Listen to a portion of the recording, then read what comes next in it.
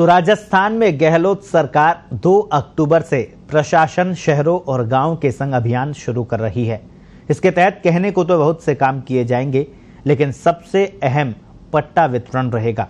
ऐसे में अभियान से पहले ही इस पर सवाल उठ रहे हैं। जानकार मान रहे हैं कि सरकार पट्टा वितरण के नाम पर अवैध कॉलोनियों को वैध करने की तैयारी कर रही है। आखिर कैसे, देखिए इस खास रिपोर्ट में।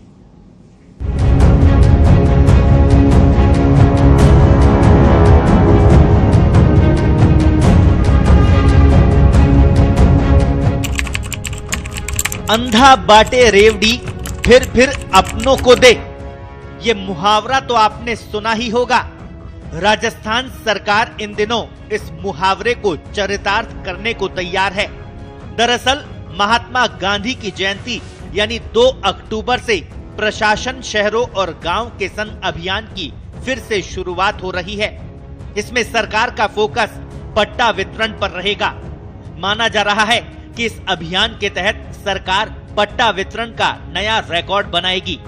बाकायदा इसके लिए विधानसभा सत्र के पहले दिन एक विधेयक, राजस्थान विधियां संशोधन विधेयक 2021 भी पेश किया गया, जिसे पास करवाकर सरकार पट्टा वितरण को आसान बनाएगी। अब सवाल ये कि इतनी बड़ी संख्या में पट्टा वितरण करने के पीछे सरकार का मकसद क्या है? क्या प्रशासन शहरों के संग अभियान अवैध कॉलोनियों को वैध करने की तैयारी तो नहीं है? क्या इस अभियान में वाकई योग्य उम्मीदवार को भी पट्टा मिलेगा? क्या अतिक्रमियों को बूस्टर डोज देने की तैयारी की जा रही है?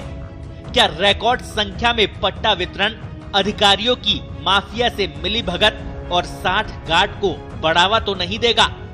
सवाल तो बहुत से हैं और तमाम सवाल इसलिए उठ रहे हैं क्योंकि सरकार में सबसे कद्दावर माने जाने वाले नगरीय विकास मंत्री शांति धारीवाल के गृह जिले कोटा में सुनियोजित विकास के सपने दिखा रहा नगर विकास न्यास बरसाती नालों को ही डकारने में लगा है। न्यास ने हाल ही महावीर नगर के पारिजात बरसाती नाले में योजना लॉन्च करने की तैयारी कर ली है। इसके तहत 120 भूखंड प्लिंथ लेवल पर तैयार किए हैं।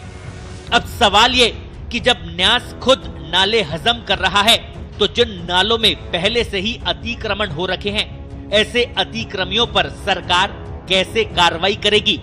क्या ऐसे सभी अतिक्रमियों के लिए प्रशासन शहरों और गांवों के संग अभियान संजीवनी साबित होगा? सिर्फ यूडीएच मंत्री शांति धारीवाल ही नहीं, बल्कि गहलोत सरकार के एक अन्य मंत्री टीकाराम जूली के गृह जिले अलवर में नगर विकास न्यास ने 35 करोड़ की लागत के प्लॉट पुरानी विकसित कॉलोनियों में अपने ही 47 कर्मचारियों को गुपचुप तरीके से बांट दिए। मनमानी की हद तो देखिए, इसकी लॉटरी तक नहीं निकाली गई, जबकि आम आदमी के लिए 21 साल से लॉटरी नहीं निकली है। ऐसे में सवाल ये कि जब सरकारी कारिंदे खुद ही रेवड़ियां बांटने लगेंगे तो फिर आम आदमी का सरकारों से आशियाना मिलने का सपना कैसे पूरा होगा? मतलब साफ है, मानो सरकारों ने नियम बना लिया हो, अतिक्रमण करते वक्त पहले तो आंखें मूंद लो, फिर उन्हें नियमित कर वोटों में तब्दील कर दो।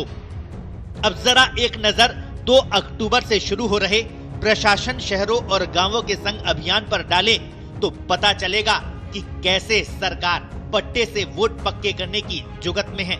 सरकार का अभियान में 10 लाख पट्टे बांटने का टारगेट है। इसके जरिए 5,000 करोड़ रुपए राजस्व जुटाने का प्लान लेकर आगे बढ़ रहे हैं। सरकार इसके लिए 33 तरह के काम करेगी, जिसमें अधिकतर में बड़ी छूट देने जा रही है। पहली बार जमीन के पट्टे के साथ ही रजिस्ट्री भी मिल जाएगी। इसके लिए नगरीय निकाय अधिकारी को ही सब रजिस्ट्रार की शक्तियां देने की तैयारी है।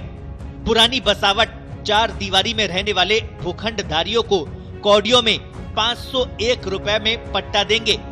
ऐसी बसावट में पहली बार मिश्रित उपयोग का पट्टा भी दिया जाएगा, यानी दुकान और मकान का एक साथ पट्टा दे देंगे।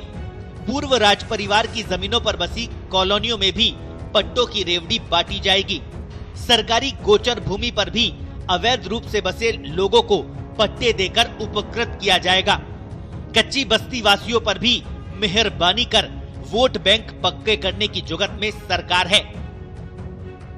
सरकार की वोट बैंक की जुगत के बाद जवाब मांगते सवालों पर भी नजर डालें तो ऐसी स्थिति में पुरानी बसावट के वैभव को कायम रखना किसी चुनौती से कम नहीं होगा। इसके लिए सरकार के पास कोई प्लानिंग ही नहीं है।